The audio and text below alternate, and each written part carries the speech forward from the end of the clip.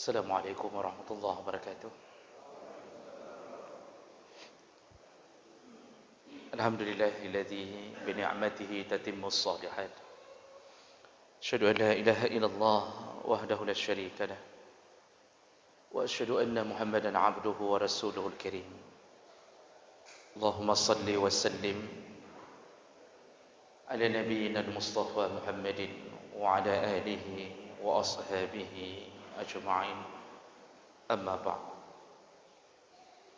Rabbi shrah li sadri wa yassir li amri wahlul 'uqdatam min lisani yafqahu qawli.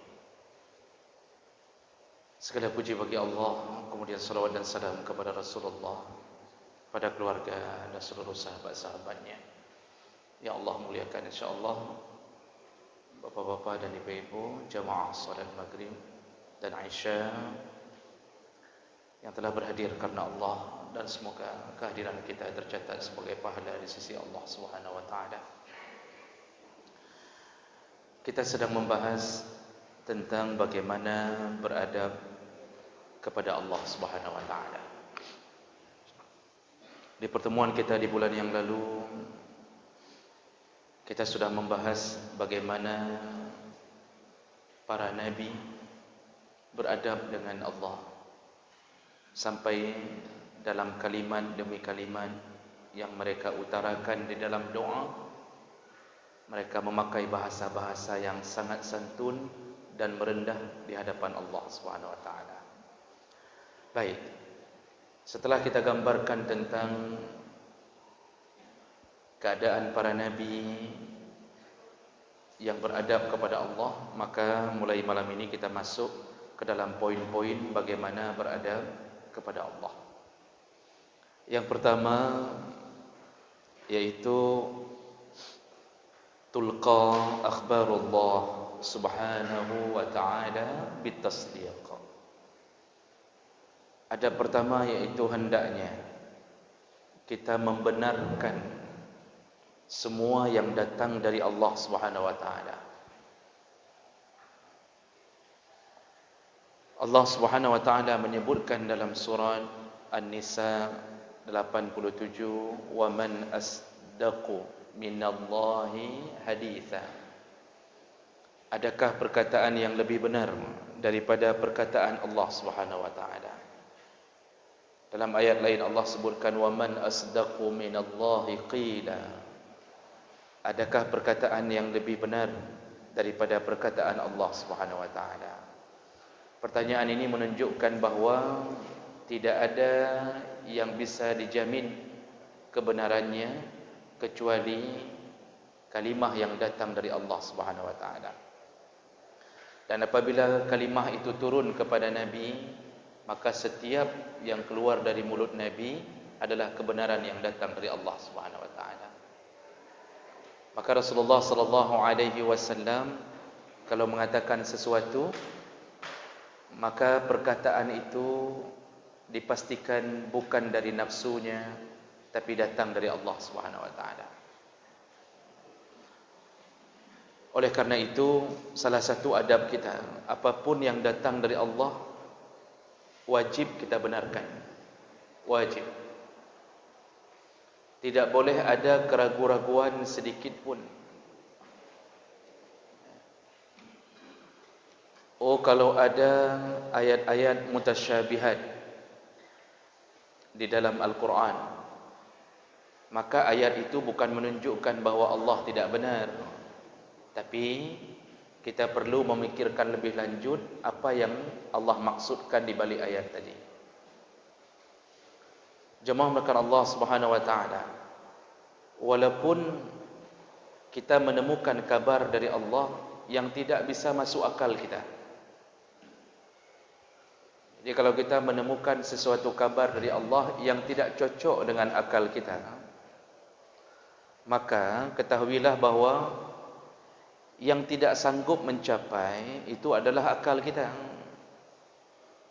Bukan bermakna Allah yang salah, akal kita yang tidak mampu menjangkaunya. Maka ciri-ciri ayat Al-Quran itu selalu berusaha untuk membuat akal kita bisa menjangkau, walaupun yang sebenarnya tidak begitu.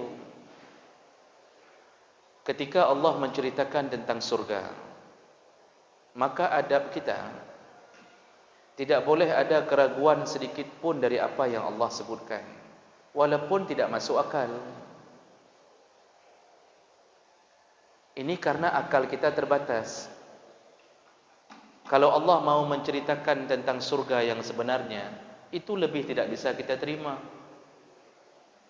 Makanya ayat-ayat Allah kalau sudah cerita tentang surga, itu hanya sebatas yang mampu kita jangkau. Maka keluarlah kalimat jannatin tajri min tahtihal anhar. Dalam surga itu salah satu keindahannya adalah yaitu adanya sungai-sungai yang mengalir di bawahnya. Lalu kita mulai membayangkan sungainya seperti sungai-sungai yang ada di kita. Kita bayangkan air yang mengalir, ada bebatuan. Padahal semua ahli tafsir sepakat mengatakan itu hanya andaian yang sanggup dijangkau oleh kepala manusia. Yang sebenarnya itu dahsyatnya 99% daripada apa yang digambarkan. Jadi kita beradab dengan Allah, benar-benar membenarkan apa yang datang dari Allah, tidak ada keraguan. Ketika Allah Subhanahu wa taala menyebutkan wa furushim marfu'ah, di dalam surga itu ada kasur-kasur yang tinggi. Ketika mendengarkan ayat ini, sahabat bertanya ke Rasulullah, "Ya Rasulullah, kalau kasurnya begitu tinggi, bagaimana kita bisa menaikinya?" Nah, ini kan akal kita memikirkan bahwa kita naik. Karena kata Rasulullah, kasur di surga itu 70 tingkatan spring bednya. Spring bed kita baru satu tingkatan sudah 4,5 juta. Kasur di surga 70 tingkatan, empuknya kasur di surga. Lalu sahabat ketika mendengarkan hadis itu dari Nabi, sahabat bertanya, bagaimana kami bisa naik? Bagaimana kita bisa naik? Ini mulai akal manusia tidak mampu menjangkau. Rasulullah mengatakan, dia akan turun seperti turunnya unta. Lalu engkau naik, baru diangkat kembali oleh kasur tersebut. Maka nampaklah semua keindahan pemandangan surga. Jadi sungguh tidak beradab kalau ada orang yang meragu-ragukan ayat Allah. Sangat tidak beradab. Makanya kaum liberal itu urunan dari Mu'tazilah, itu banyak sekali meragu-ragukan ayat Allah. Jadi dibalik ke sana, dibalik ke sini, yang dia ingin mengatakan Allah punya kesilapan, kitalah yang harus memperbaikinya. Begitu kaum liberal berfikir kepada Allah.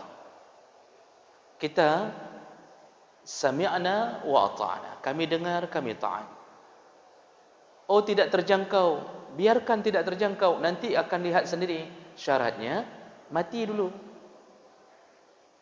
Kalau mau tahu indahnya bidadari, mati dulu. Ketika Nabi menggambarkan keindahan bidadari, maka itu yang digambarkan hanya sebatas kemampuan kita menangkap. Kecantikan yang sebenarnya enggak sanggup. Kalau digambarkan yang sebenarnya, tidak ada tamsilan di dunia yang bisa dijadikan kias. Makanya Nabi cuma mengatakan dalam satu hadis, seandainya wanginya bidadari tembus, seandainya langit punya lubang sebesar jarum, tembus wanginya bidadari, pingsanlah semua laki-laki. Pingsan semua laki-laki. Itu baru wanginya, belum lihat orangnya. Kalau lihat orangnya, wallahu a'lam. Makanya ada orang-orang yang hari ini meragu-ragukan, padahal hal-hal gaib itu pasti terjadi dan Allah Maha benar. Ketika Allah menceritakan tentang alam kubur, ketika Allah menceritakan tentang suasana di neraka, itu semua kebenaran. Bagaimana Allah menyebutkan siksa neraka itu la yamutu fiha wa la yahya. Siksa neraka itu tidak mati, tidak hidup. Tidak mati, tidak hidup. Ketika hampir mati, dihidupkan, disiksa lagi. Baru terasa hidup, sudah seperti mau mati lagi. Mau mati, dihidupkan lagi. Baru hidup, dimatikan lagi. Mau mati, hidupkan lagi. Terus begitu, on off, on off, on off begitu. Itu untuk siapa? Untuk orang kafir. Makanya hadis dari Syaddad bin Miqdam menyebutkan orang kafir gaya siksanya begitu. Kadang-kadang kita enggak masuk akal. Mana mungkin orang disiksa belum mati, hampir mati dihidupkan lagi. Tapi begitulah Allah katakan.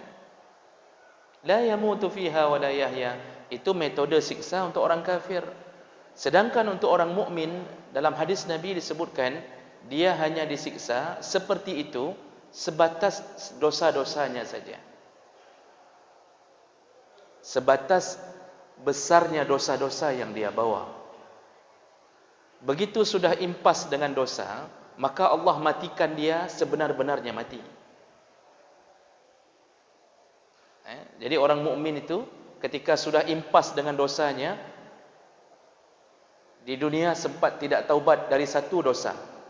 Mungkin kita ahli jamaah, tapi ada satu dosa yang kita bawa, maka Allah siksa transit dulu di neraka dengan satu dosa itu. Bagaimana siksa Allah? Nabi yang jelaskan, disiksa la yamutu fiha wa la yahya. Begitu juga, cuma sebatas besarnya dosa. Begitu sudah impas, Nabi mengatakan dia akan dimatikan sebenar-benarnya mati, lalu kemudian dia berubah menjadi arang, lalu kemudian diangkat, dimandikan ke telaga Kausar, lalu kemudian dia akan tumbuh seperti cabang kecambah kacang tumbuh, kulitnya berubah menjadi putih sedikit-sedikit. Yang putih sekali tidak mau lagi. Lalu nanti baru dimasukkan ke surga. Ketika dimasukkan ke surga, tertulis di dahinya Jahannamiyun, ex napi Jahannam. Ini kisah ini bagi orang yang beriman, adabnya apa? Terima. Jadi jangan dibuat keraguan-raguan, dan menceritakan hal gaib itu harus berdasarkan dalil. Berbeda kalau kita menceritakan hal-hal yang bukan gaib, itu bisa muncul ijtihad macam-macam.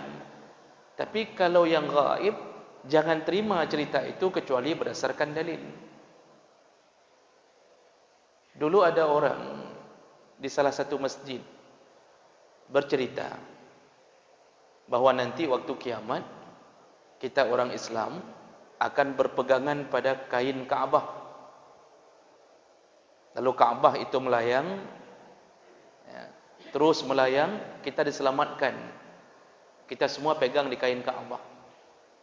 Setelah kemudian selesai cerita, salah seorang jamaah tanya, mohon maaf Ustaz, itu cerita pegang di kain Kaabah, boleh tahu tidak dalilnya? Apa jawabannya? Hana perle kadang yang dali, kabut 20 ton lagi long beran.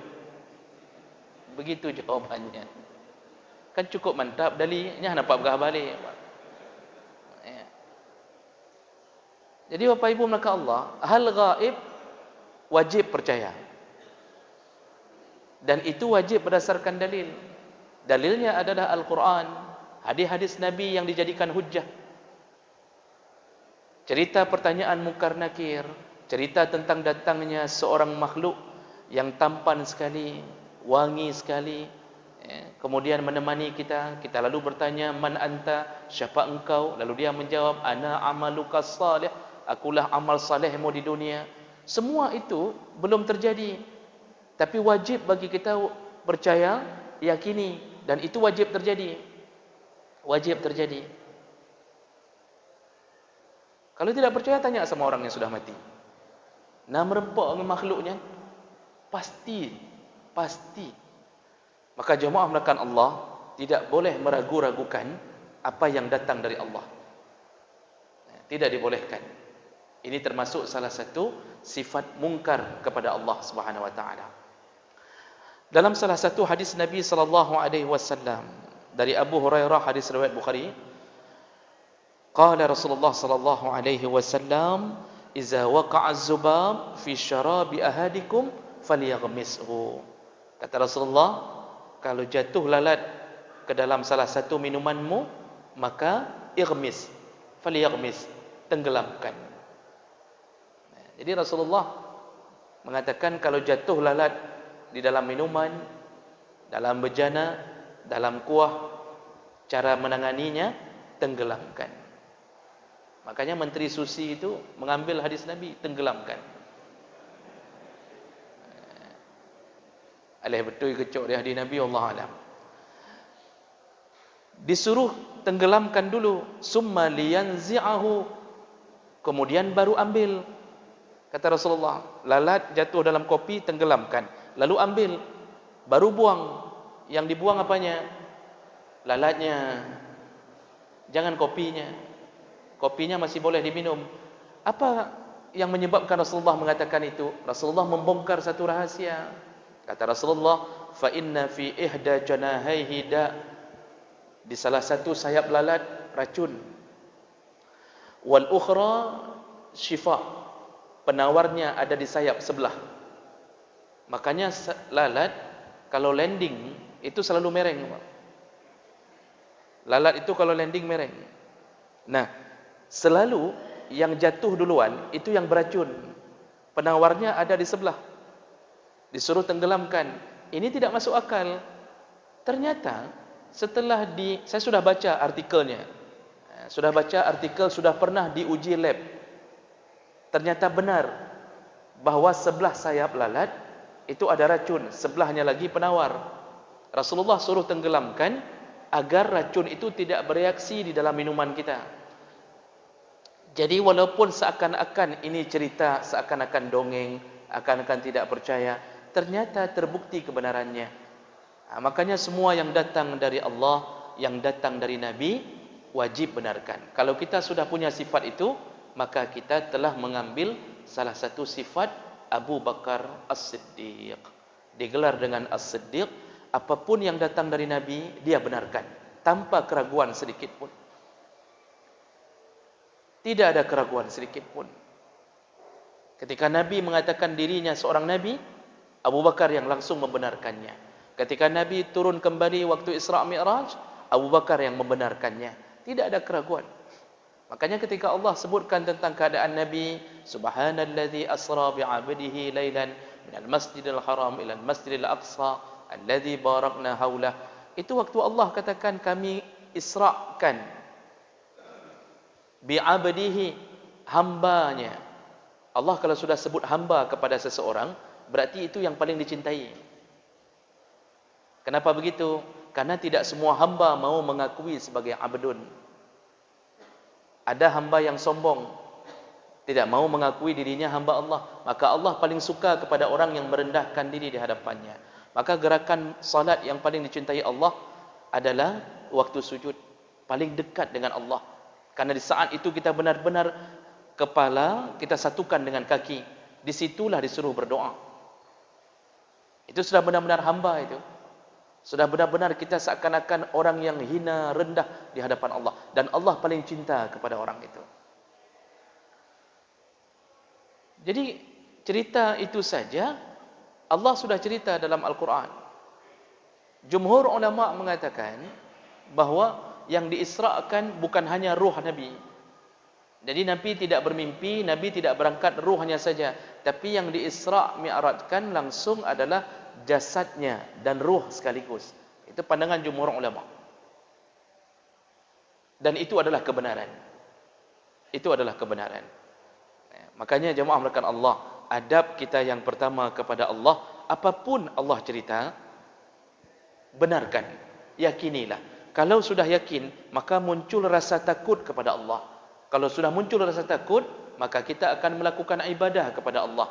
Karena berharap-harap agar kita tidak masuk neraka, lalu memohon-mohon agar kita masuk ke surga, karena kita yakin adanya surga dan neraka. Maka itu adab di hadapan Allah Subhanahu wa taala. Kemudian adab yang kedua, qabul kullat taklif min Allah, yaitu terimalah semua yang Allah bebankan untuk kita. Terimalah, walaupun melelahkan kita. Kadang-kadang kita tidak tahu rahasia Allah, apa yang ingin Allah lakukan untuk kita dengan sebuah pembebanan. Allah bebankan salat 5 waktu. Kita pikir Allah ingin membebankan kita, padahal Allah ingin menyelamatkan kita. Ketika Allah menyuruh kita untuk puasa, kita pikir Allah akan menzalimi kita, membuat kita lapar, padahal Allah ingin memuliakan kita. Jadi semua yang Allah buat itu semuanya punya makna. Semua yang Allah suruh itu semuanya punya hikmah. Cuma kadang-kadang kita tidak perlu pikir hikmah. Ya sami'na wa ata'na tadi, enggak perlu pikir hikmah. Ketika Allah larang makan babi, tidak usah mencari hikmah kenapa dilarang makan babi. Itu nanti kemudian. Ya jangan makan. Jadi kita enggak perlu bawa babi ke lab untuk menguji benarkah ada cacing pita pada babi. Kalau tidak ada cacing, seandainya tidak ada cacing pada babi, apakah kita akan makan babi? Orang yang beradab ke Allah, walaupun tidak bisa membuktikan, tapi dia yakin apa yang disuruh Allah pasti bermanfaat untuknya. Dan kita pun jangan salah faham.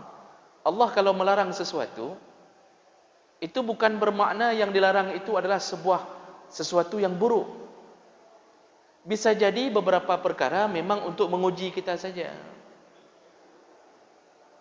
Saya pernah tanya kepada seseorang Islam yang tidak sengaja memakan babi, Pak. Beliau kebetulan makannya di Pekanbaru. Tidak sadar masuk ke restoran yang dihidangkan babi. Sudah makan setengah piring. Baru kemudian beliau bertanya, ini daging apa? Dijawab daging babi. Tapi beliau yang sudah lewat, ya lewat saja. Tidak lagi dikeluarkan, apa boleh buat? Ini rezeki. Saya tanya, bagaimana rasa babi? Apa jawaban beliau? Ini orangnya soleh, Pak. Kata beliau, seandainya dihalalkan babi, sungguh saya lebih memilih babi dari kambing dan lembu. Lemak sekali, Pak. Lemak mabuk. Dahsyat rasanya. Tapi Allah haramkan untuk kita. Itu tujuannya Allah ingin lihat sehebat mana kita taat ke Allah. Jadi bisa jadi enggak ada apa-apa, bisa jadi tidak ada cacing pita. Tapi semua yang Allah larang biasanya menimbulkan efek buruk. Tapi jangan marah sama babi. Sampai begitu ketemu babi kita mengatakan buikah? Tidak perlu. Jangan terlalu benci sama babi, itu ciptaan Allah. Ketemu sama anjing enggak perlu ucapkan anjing kau. Tidak usah. Itu ciptaan Allah. Dia larang kita menyentuhnya, dia larang kita berhubungan dengannya, menguji kita sehebat mana kita taat dengan apa yang Allah larang. Makanya kalau diperintahkan sesuatu enggak usah mikir panjang. Tidak usah berdebat panjang apa hikmahnya, puasa ini apa hikmahnya. Kalau enggak ada hikmah memang kita mau lawan Allah? Tentu tidak. Dan ini adalah adab. Ini adalah adab. Makanya sahabat begitu mendengarkan perintah dari Nabi, detik itu juga mereka lakukan. Ketika Rasulullah diturunkan fase ketiga, ayat yang mengharamkan khamar, fase kedua, fase ke-1, fase kedua, fase ketiga baru jelas haramnya khamar. Ketika turun ayat innamal khamru itu, langsung sahabat memberitahu kepada sahabat lain, khamar sudah haram, bukan hanya tidak baik, sudah diharamkan. Salah seorang sahabat sedang menuangkan khamar untuk jualan. Waktu itu belum haram total.